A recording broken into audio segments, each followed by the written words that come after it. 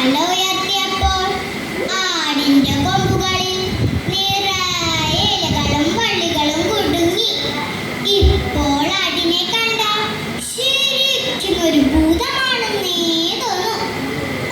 വല്ലാത്ത മയക്കം. അങ്ങോട്ട് ചാരി ഇരിക്കാം. നാട്ടിലെ ആടല്ലേ, താനിരുന്നിടം ഗുഹയാണെന്ന് അതുണ്ടോ അറിയുന്നു. കുറച്ചു കഴിഞ്ഞപ്പോൾ ഗുഹയുടെ ഉടമസ്ഥനായ സിംഹം അവിടെ എത്തി. ഇതേതായി പുതിയ ജന്തു? ആ ഭീകര രൂപം കണ്ട് സിംഹം ആദ്യം ഒന്ന് പരിങ്ങി. എന്നിട്ട് ഉറക്കലറിക്കൊണ്ട് ചോദിച്ചു, ആരാടാ എന്റെ ഗുഹയിൽ? എന്റെ ഗുഹയിൽ കയറാൻ ധൈര്യമുള്ള മറ്റൊരുവനോ? ഇത് കേട്ട് ആട് ശരിക്കും പേടിച്ചു. രണ്ടും കൽപ്പിച്ച് ആടും ശബ്ദമുയർത്തി, അത് ചോദിക്കാൻ നീ ആരാടാ? ആ ചോദ്യത്തിൽ തന്നെ സിംഹത്തിന്റെ ധൈര്യം ചോർന്നു.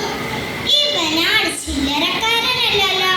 സിംഹം സകല ശ്വാസമുള്ളിലേക്കെടുത്ത് ഒരൊറ്റലർച്ചയായിരുന്നു. ഞാൻ കാട്ടിലെ രാജാവ് സിംഹം.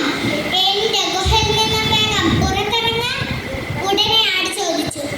അപ്പോൾ നീയാണല്ലേ സ്വയം രാജാവെന്ന് പറഞ്ഞാൽ സിംഹം? നീ